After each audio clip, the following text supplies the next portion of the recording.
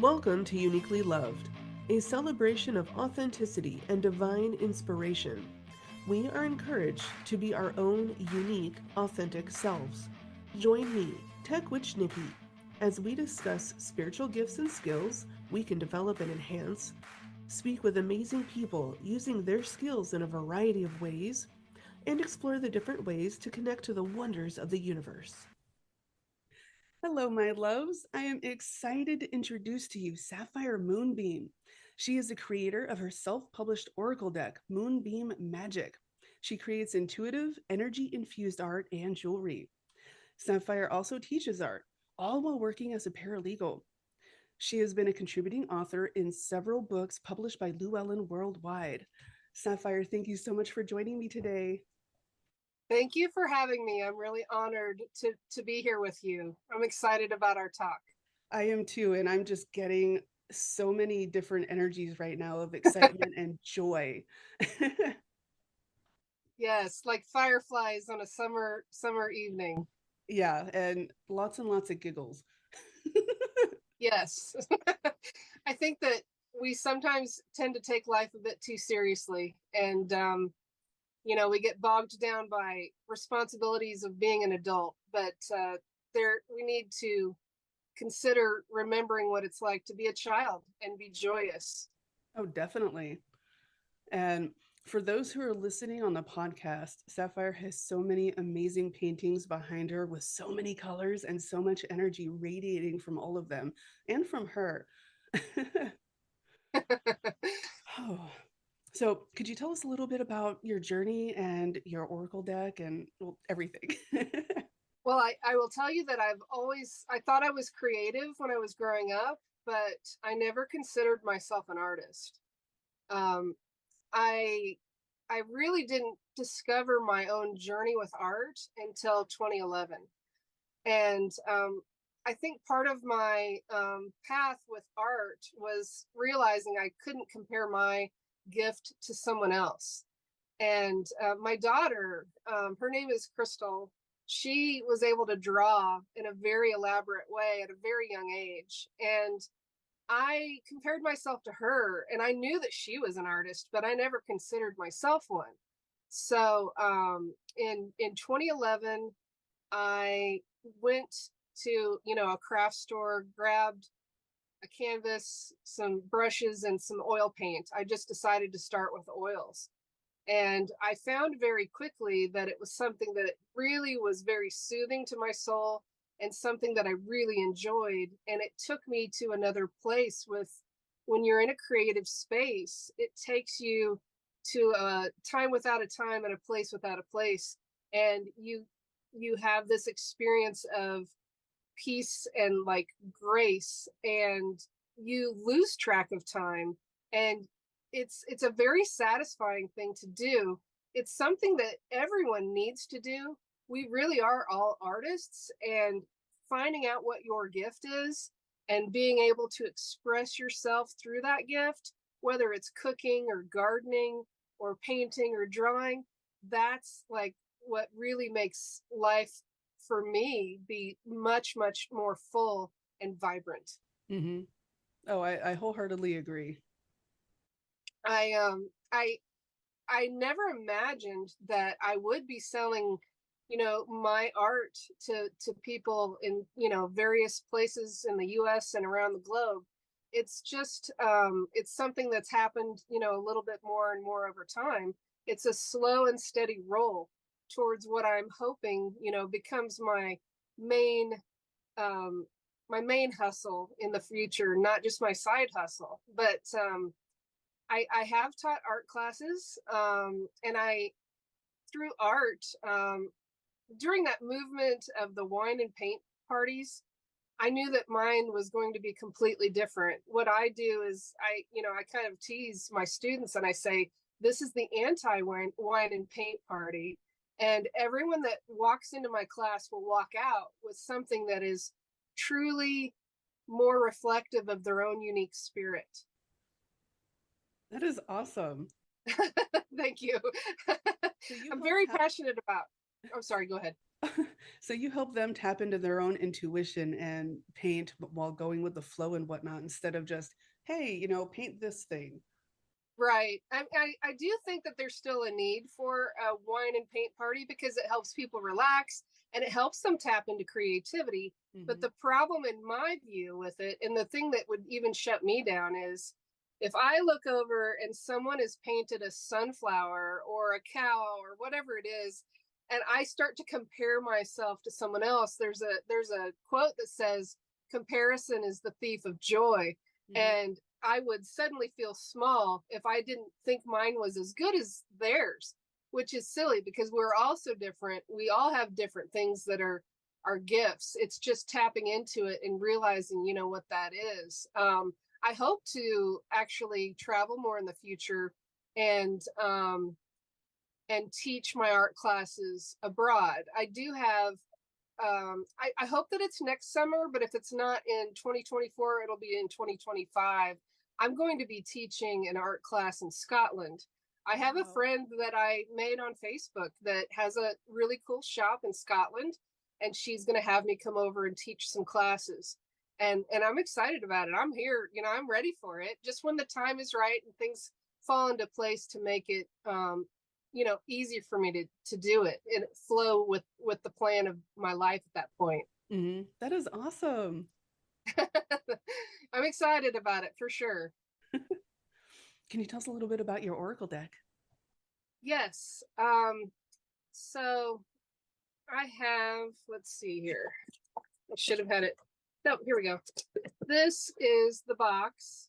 My Oracle deck is called Moonbeam Magick, and this is my self-published deck. I'm sure it shows you this like backwards in the words on the video, but it all started with me painting, and after a while, when I was letting things flow and I was coming up with artwork, I realized that it wasn't just for me. I really believed that I was doing this for more than just myself.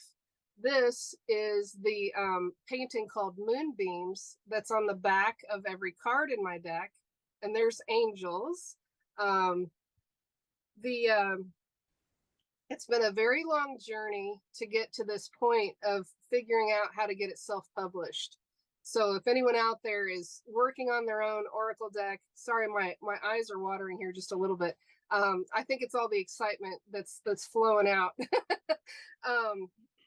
Keep going, keep working on it. Know that no dream, happens overnight. It takes a lot of time. It took me several years just to figure out how to get it self-published in a way that would be something I'd be able to sell for many years to come. This Oracle deck, as I was starting to say, I was painting things and realizing that it was all starting to flow with my spirituality, and the things that I was coming up with could be used in a way to help other people.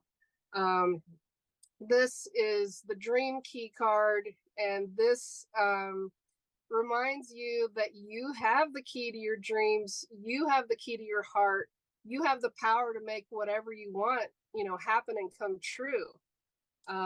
It's definitely dependent on you.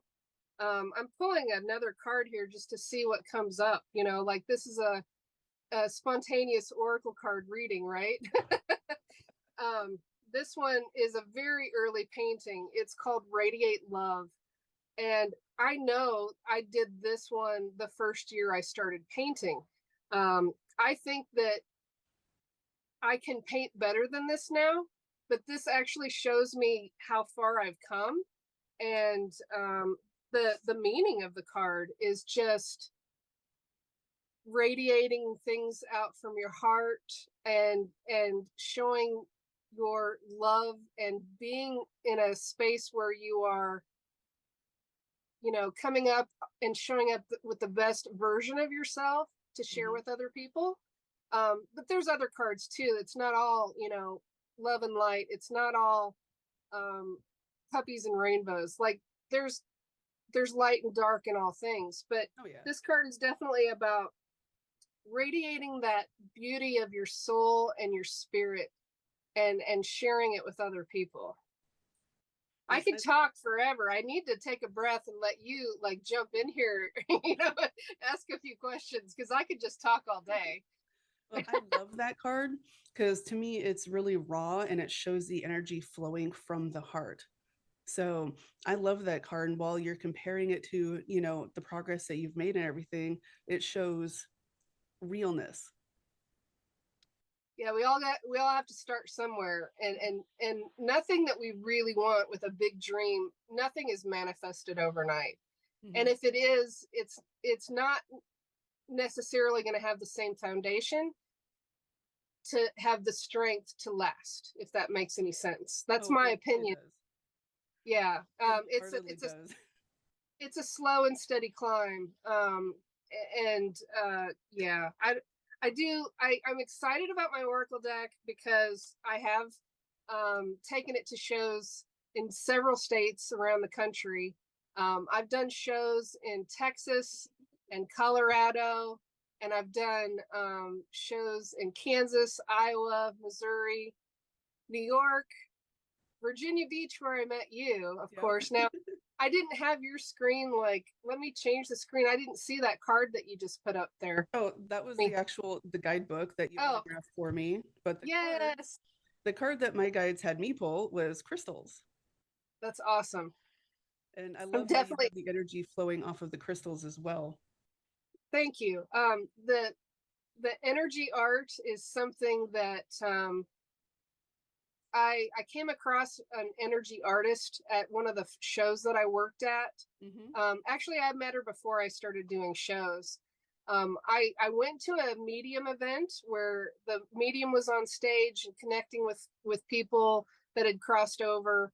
And as we sat there in the audience, there was an artist there with her easel, and she was painting the energy of the room. And I was Wow. fascinated by that concept. And I'd never heard of such a thing, and I was really drawn to what she painted. She painted a very abstract painting. She even had some like glitter and sparkles in it. Mm-hmm. And I just thought, wow, I can do that. I can do that in my own way. And that's what inspired me to actually pick up that paintbrush and canvas and begin. The concept of pulling in on the energy of that present moment is powerful. And I think that that's what the subject matter of the different cards. That's funny because I have mine up here too, the crystals. To me, that is radiating energy. Like most of my paintings have a powerful presence to them, if I can say that myself. Oh, I can feel it. The people that are a little bit more in tune and with energy, they have told me that they can feel things before. This is the spirals card is one of my favorite messages in the deck, which is the basic message of this is, even though you may feel like you're walking in circles, you are exactly where you are meant to be in this moment, right here, right now. Trust that path as it continues to unwind, spin, and unfold and evolve like on your journey. I think art has a way to speak to people in ways that they cannot really quantify. It touches everybody differently, and abstract art, for the most part, to me, is beautiful because people can connect with it in their own way, and it doesn't have to be everyone gets the same message or meaning from artwork. Mm-hmm. But yeah, I will tell you that I have sold my Oracle deck to people in 49 of the 50 states and 9 countries around the world so far. Awesome. But the shipping costs, unfortunately, in the day and age that we're in at the moment, cost more than the price of the deck. So somebody in another country, when they want it, they have to really want the deck until I get to the point where I find a publisher to help me get it out there worldwide and distributed to people in other countries in a way that's more affordable. Mm-hmm. That's the next goal. It took a long time just to figure out how to get it self-published. The next goal is to get it published with a big publisher and get it out there so that it can help people. you know? Yeah, they're amazing cards, and I use them quite often. Thank you. You're welcome. And when we met in Virginia Beach, oh my gosh, my daughters were just immediately drawn to your table. One, because of all the awesome colors, and two, just from the energy, because both of them are sensitive and they pick up on energy and they just gravitated towards you. It's like, oh, I need to be around her. That's fantastic. I do seem to have a connection with the young ones. They are still more open to magic, Hmm. and they haven't been shut off by the pressures of being a grown up. Kind of Yeah. like what we were talking about in the very beginning, just having a bit more joy and lightness and laughter. Um, I will tell you, there was a young lady that went to a show that I worked at in Kansas several years ago, and she saw my name in the program, and she said, "Mom, I want to meet Sapphire Moonbeam." And she came up to my table to meet me. She was a little bit shy, about 7 or 8 years old, but it was a very sweet interaction. And Hmm. I told her, I said, I'm really a fairy, but I left my wings at home, like you can't see them right now. So it was such an instant connection. I'm on that level of, I'm never really going to completely grow up. Well, I don't know. To completely grow up is a complete lie, anyways, because it's Right. like if we can't actually do the things that we love and that we're passionate about, then we're not grown up. We're Going through bored the and motion. stuck in a rut. Yeah, going through the Right. motions. It's like Right. the more we let our inner child out to play, the more we enjoy life, and that's the whole point. Yeah, agreed. And I think we sometimes adults get caught up in what we think we're supposed to do Hmm. and what is expected from others. There's no reason to conform, and just like those art classes, there's no reason for you to be like everyone else. It stifles creativity if you don't allow your authentic self to come out and shine. Hmm. And I know it took me a lot of years to finally unravel, all the shoulds and I have tos and I need to be this way, or the negative intrusive thoughts and the old programming and stuff. So it took me a lot of years to even be comfortable with who I am. And you radiate all this, awesomeness and authenticity and joy. And I absolutely love that because the energy I'm getting from you is like, okay, I'm safe to be me with you. Yes, yes, absolutely. Thank you. You're welcome. Um, when I go to a show or I'm in a moment like right here, right now, I feel like I am really in my power and in the place where I'm um, able to do the most good. When I am in my regular mundane life, sometimes I forget who I really am. But when I go to a show like where I met you in Virginia Beach, I am doing what I love the most, and I am sharing my gift with someone else, and it's a win-win. It's I I think it does take courage for people to kind of stand into that more authenticity of who they are. Hmm. And we're all going to do it differently. It's not one way for everybody. It took courage on some level to change my legal name to Sapphire Moonbeam. I live in the Midwest. I am right in the middle of the country, and I got to that point where I was like, this just feels like really more of who I am, and this feels like a way to transform into the next big stage of what I want to represent me. People are excited and sometimes to buy something from Sapphire Moonbeam, and as an artist, it's a name that people like will remember, and that's what I want. I don't want them to forget. Um, I can say, look me up online, and you'll find me. Oh yeah, I think it's awesome. Thank you. My kids at first they were in high school at the time. It's been about, let's see, it's been about 12 years since I changed my legal name. My son was a freshman and my daughter was a senior at the time. And my daughter was like, cool, mom. my son was a freshman and wasn't really sure, and he was a little bit embarrassed. But after there was a homecoming event at my daughter's school, and she was involved with it. They announced my name as as her parent, and the entire school heard it. Then my son said suddenly, like, "Hey, mom, all my friends want to talk about your name. It's like the topic of every conversation." So I said, "Yay!" Then he suddenly thought it was okay. It's definitely part of the journey for me, but it's not for everyone. We're all going to do, like, really step more into your authentic self and your power in a different way, and that's okay. Oh yeah, totally. That's awesome though. It's unique. Yeah. My husband and I joke with our kids about, it's our job to embarrass you sometimes, and it's going to get worse when you're in middle school and high school.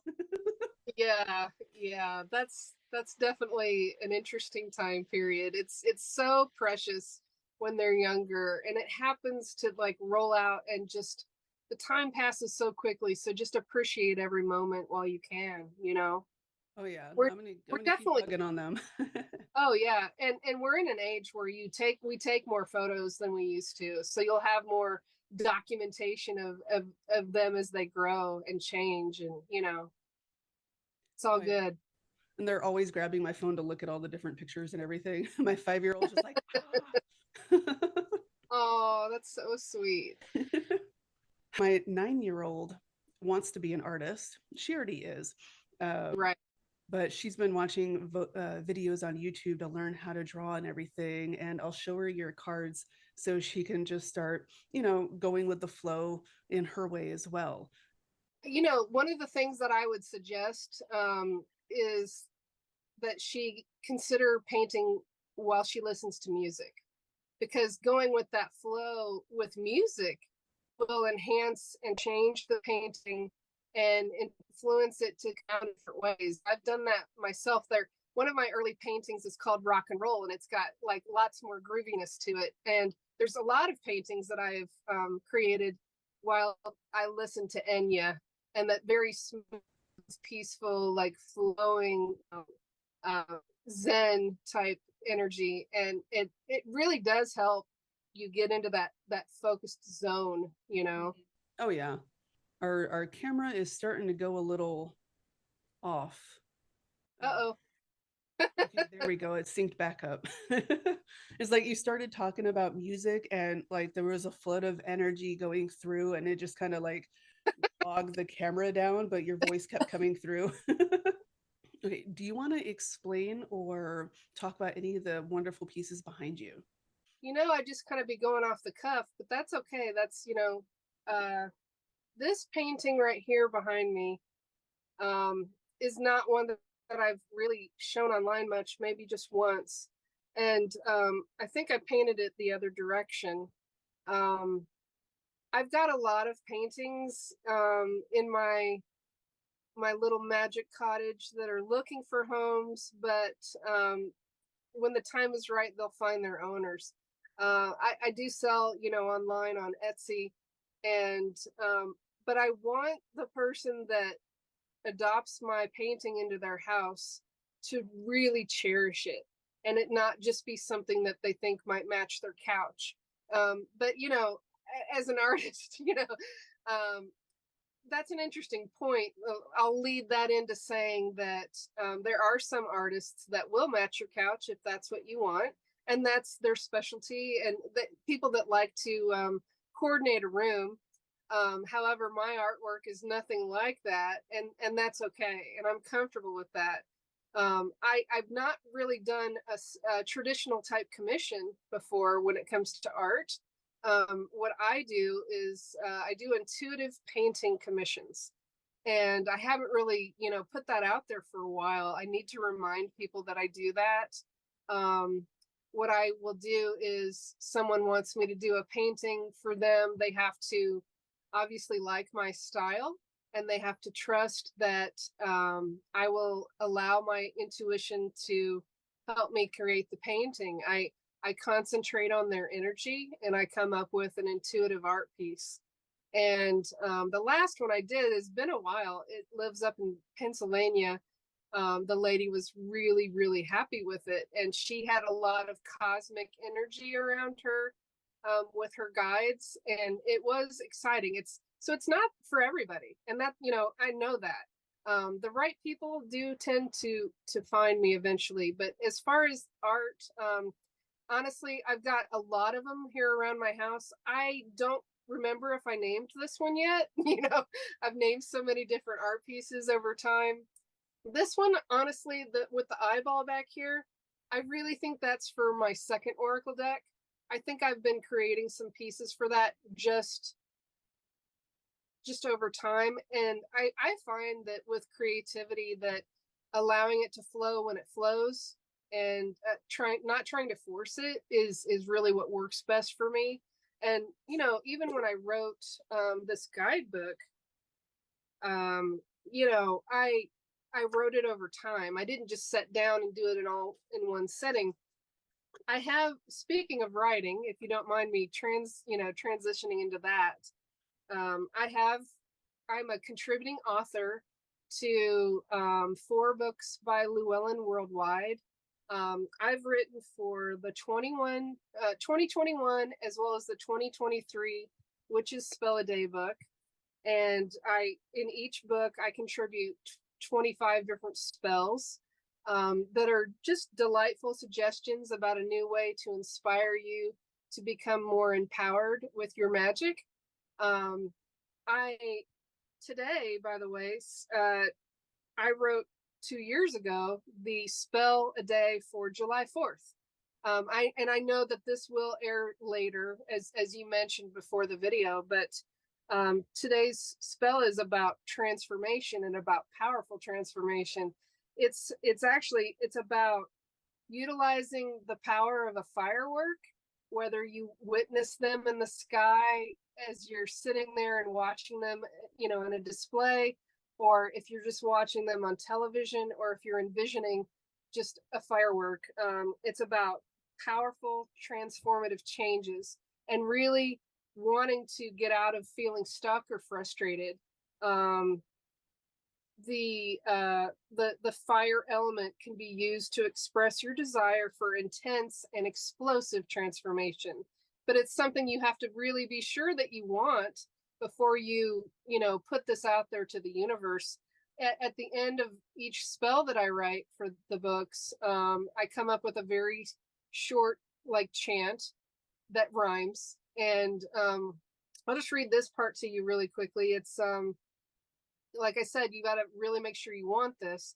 I suggested that a person would list the top 3 things that they would like to change in their life and work with the energy of the firework instead of being unhappy about it. May my situation change, help me break free. May the fiery explosions ignite transformation for me. It's simple, it's short, it's sweet, but I think it gets to the point of wanting and desiring something to have an explosive change. You also need to make it very clear that you would like it to be a positive change. Be careful what you wish for. I love that. That is awesome. Thank you. I've written for so the 2021 and 2023 Witches Spell a Day. I'm currently writing for the 2025 Spell a Day, and I've also written for the 2020. Okay, hold on. 2022 and 2024 Witches Companion. So the 2024 Witches Companion, I wrote an article in there about water magic. So cool. I'm definitely very in touch with nature and all of the elements, and that's the way that my magic and my spirituality continues to grow and deepen. I think you're very in touch with nature as well. Oh yeah, definitely. How long have you been on your magical path? Ooh, well, it started when I was a little kid, and then of course, life and wanting to fit in and all that crap kind of muddied everything up for a long time. So it wasn't until after I retired from the Army, until I grew up trying to figure out what I wanted to be, after after retirement, it's like, that's when I started really delving into it. It's like, okay, who the heck am I? Who was I before the army? Yeah, yeah, I understand. I really didn't find my path until I was in my 40s. I always had a feeling that I didn't fit in, but that's okay. I wanted to be different. I wanted to be unique. And I started meeting up with people at sort of like meetup events that had things in common with me. It was very refreshing to find other people that loved stones and crystals, for instance. I think that when you find more people that share similar interests, that's when life truly gets interesting. Yes. And it's not necessarily the common interests. I don't really have a lot of friends in town that are artists, but I connect with several of them online, and I'm always inspired to see what they share and how they share and what they're creating. And so I think that's kind of if somebody out there is feeling like they haven't found their tribe, so to speak, or their people, keep looking. They're out there. You're gonna find people that have things that are in common with you. You're not an island. You will find more. Just do things that inspire your heart and that you're passionate about. Mm-hmm. Oh yeah, and don't be afraid to think outside the box every now and then, or get rid of the box altogether. Absolutely, absolutely. Believing that you will find the people that are perfectly matched to join you on the journey is part of it, and just understanding that it's possible. Mm-hmm. And just like a dream, believing in a dream that may seem impossible, um, just continually working towards it. I have tried with some publishing companies, and no one has given me that yes yet. But every no gets me closer to the yes. I'm inspired by very successful people that have continually tried with whatever they were going for until they got the result that they want. Determination is a big part of it. I don't know if you ever knew this, but Stephen King, with the book Carrie, that turned into a very successful movie, he had been turned down by 80 publishers before he got a yes. Dang, And I didn't know that. some people may have given up after 20, or even 40. But if you really believe in yourself and you believe in something that you want to do and it really speaks to your heart, what do you have to lose? The only thing you would have is regret if you stop trying for what you really want. Oh yeah. And you were talking about how everyone's journey is their own, and you go on a whole lot of journeys. Yes, when the time is right and when the stars align, I've had some opportunities to travel. I really, really am excited about traveling more in the future. But the very first trip that I did that was really life changing was back in 2018. I was able to travel with a women's spiritual retreat, and we went to Egypt. Wow. It was like a dream come true that I didn't think would ever be possible. I had always been interested in Egypt. I had never really imagined that I could actually go. When I went, it was the first time I had traveled that far by myself, and it was a very empowering experience. When you travel, you realize that you need to surrender to the process, know that it will not be like it is at home, and have as much grace as possible. I I was really excited because there were a lot of activities planned on the trip, and the first morning we went on a sunrise camel ride, and then very shortly after, I was able to go inside of the Great Pyramid at Giza. And I didn't really think a lot about what we were going to do before we went. I didn't really research it much. I just wanted to experience the energy, and that's what worked really well for me. We actually went inside and walked in. The first thing I did in the pyramid was connect to the energy of the stones and I touched the sides, and I touched, you know, the above me, and put my hands on the stones, and we went up a very, very steep incline. Like it was like a wooden board with little slats where your feet would go, and we went up inside of the king's chamber. Wow. I will tell you that the king's chamber has black granite walls, and it's a very dimly lit area. Obviously, they've put in some lighting, you know, modern day lighting, so you can see. Um, the inside of the king's chamber, it's, in my opinion, in my view, it's a harmonic resonance chamber.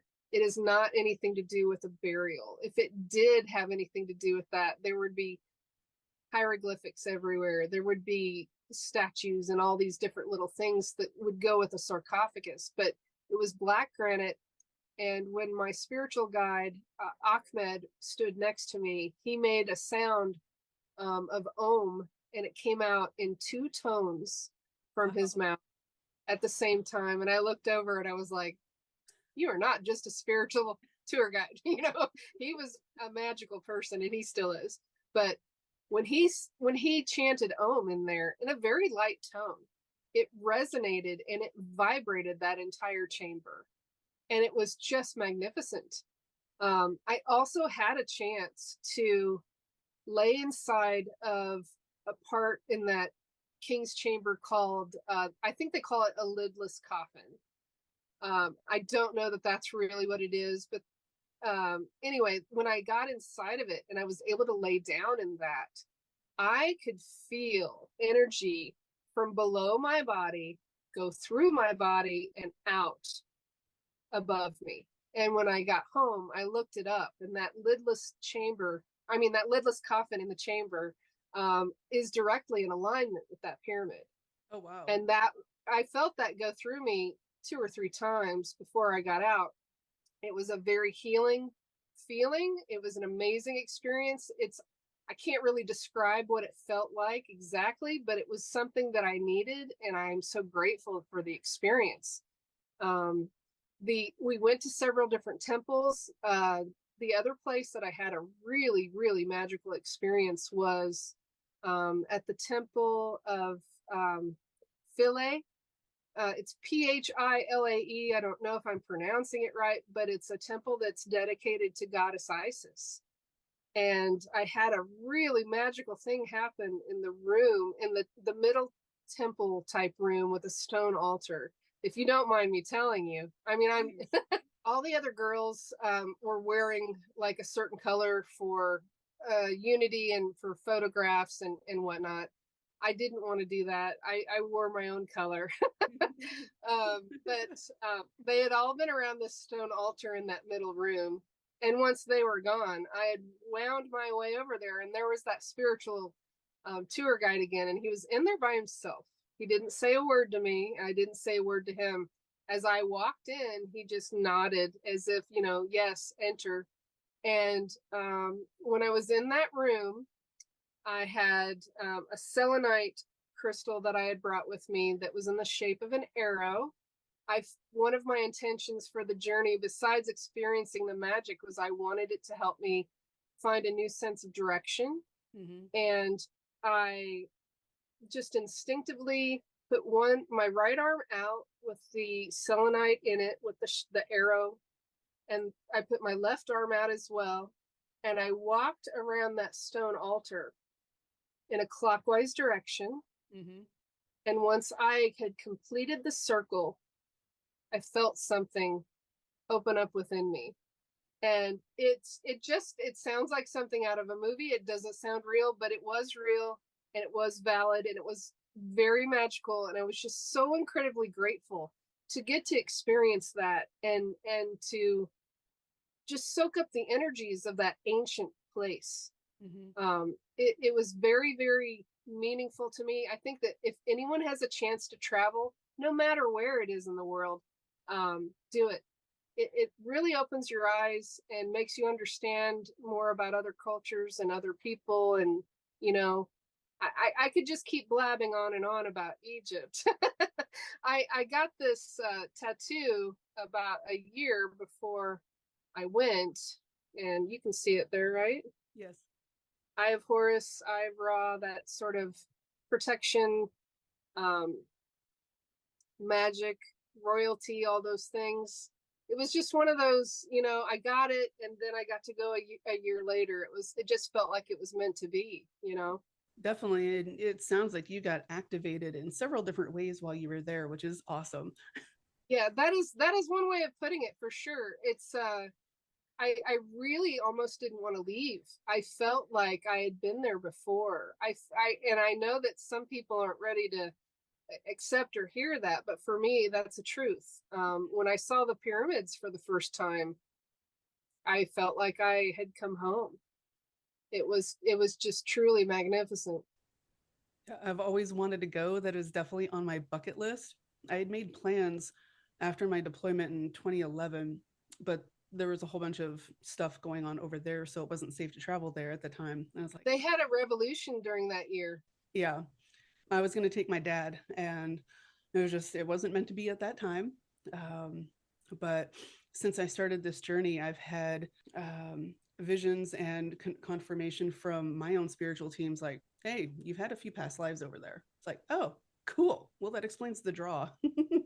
Yes, I completely agree with you. When you are really drawn to an area of the world that you probably didn't grow up in, it means that you had a decent past life there. I think the same goes for places that you may not be drawn to. You may not have had as great of an experience. But yeah, Egypt for me is definitely a place that I resonate with. The ancient magical energies. I can't wait to go back one day. I think that you would be very welcomed over there. I will tell you as well that when I traveled there, I made sure that I dressed in a way that was respectful to their culture. Mhm. And I had things that went down to my wrist, and I would wear dresses that went down to my ankles. And it made me feel good. And the other thing, like any time that someone travels, I think it's important to be able to say thank you in their language, and that is something that I've always, practiced.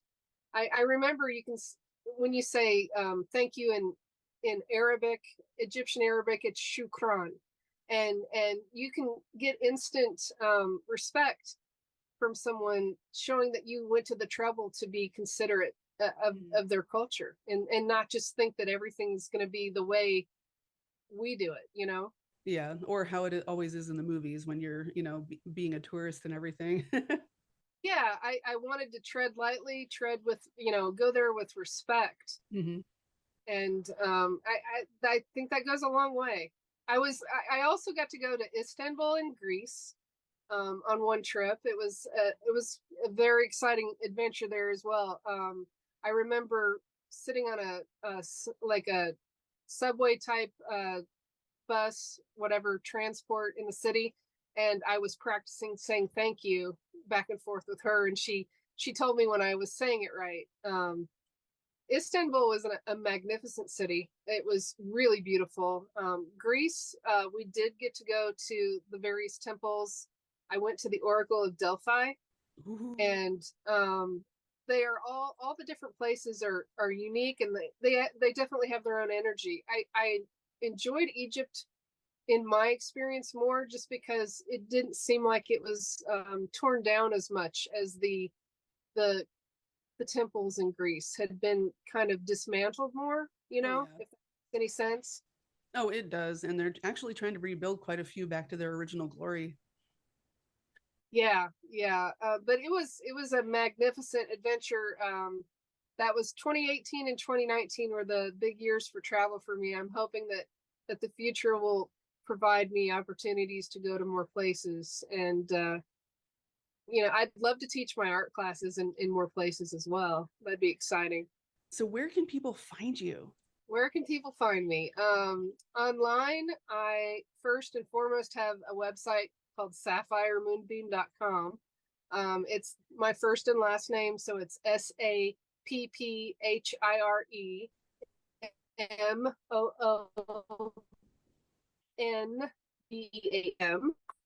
I am also I have a big page on Facebook. That's my biggest following. It's called Sapphire's Moonbeams. And at the moment, I've got about 238,000 people following me there. Wow. I send out good vibes every day, and I have every day for 12 years. And I tell people good morning. I tell them good night. I do it in a way that's creative. I don't always use just my art for that, but I always list the name of an artist or a photographer when I know it. That has helped open up a lot of opportunities for me, for people to see, you know, what I do. I have Twitter. I'm SS Moonbeam. I'm also SS Moonbeam on Instagram. I have a very small following on TikTok at this moment, but you know, you got to start somewhere. And but all of my places, I have about 265,000 people following me from around the world. And on Facebook, I've been able to track at least 45 countries. So yeah, it's I don't know anyone else doing it quite the way I'm doing it, but it does bring me a lot of joy to put out the positivity.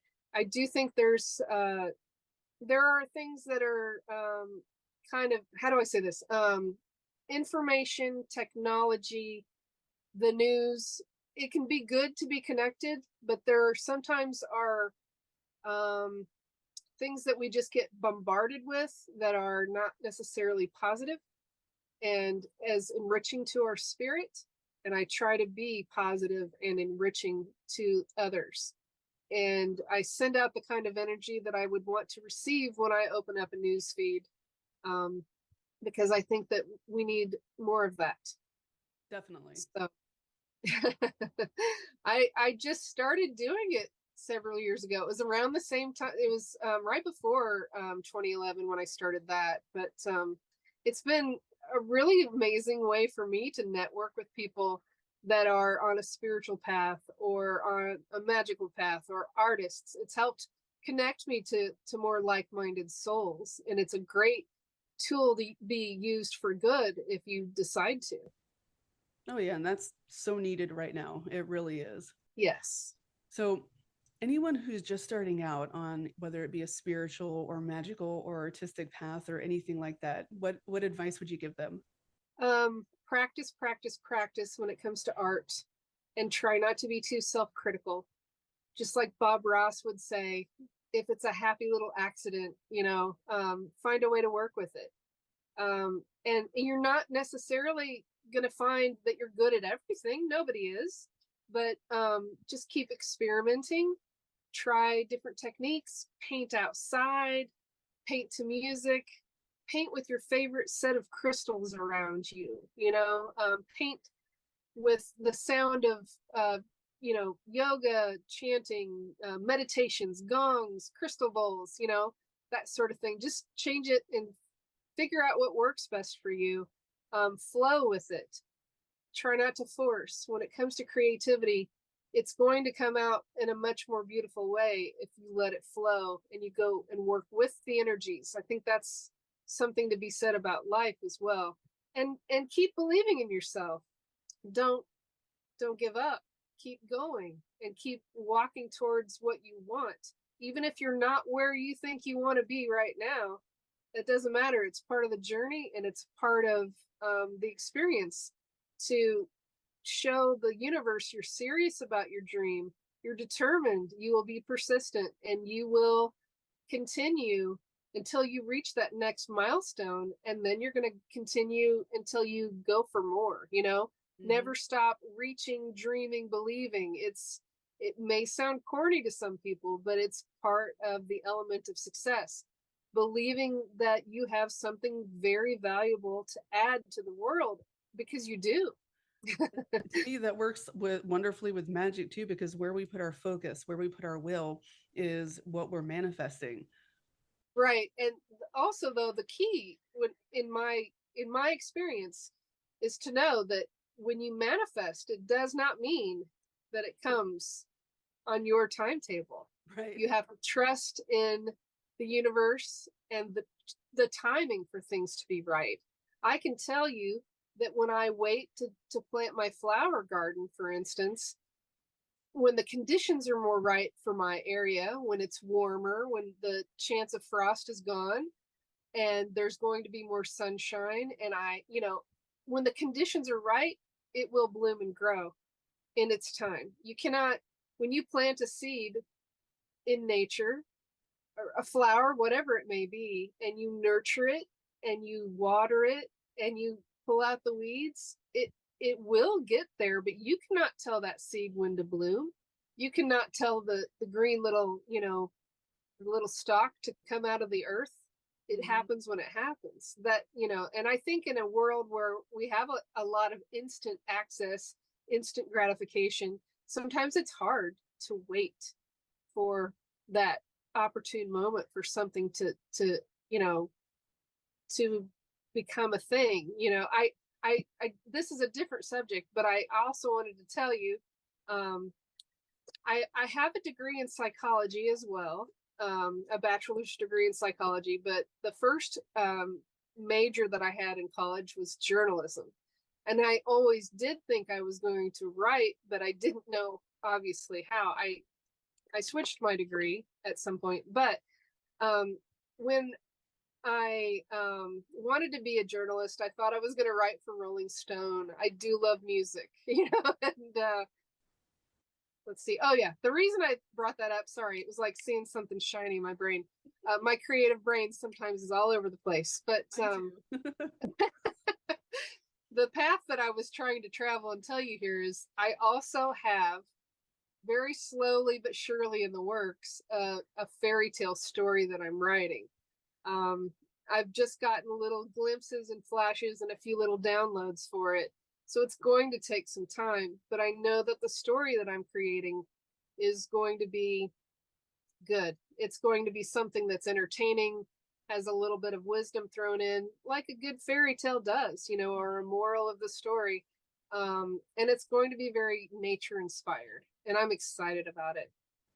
I can feel the excitement. I'm feeling like we have a whole lot of guides, around us right now, and a lot of them are like, this is good, this is so good. And speaking about this in a very public way helps roll it into existence even sooner, of course. But I just have to be patient with myself. There's only so much time to write, there's only so much time to paint, make jewelry, that sort of thing. It just happens when it happens. You just got to flow with it.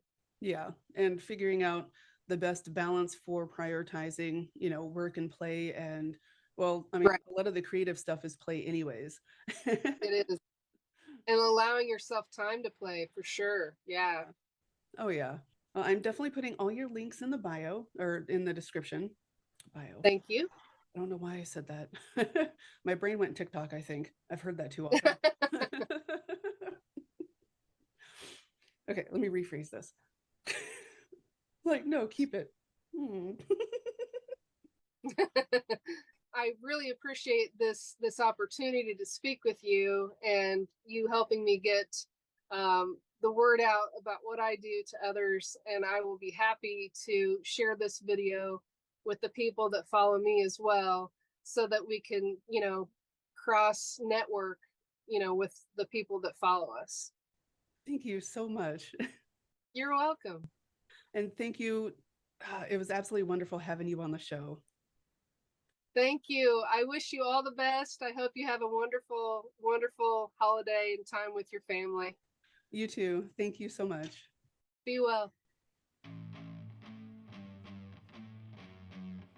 Thank you for joining me today as we explore what makes us uniquely loved.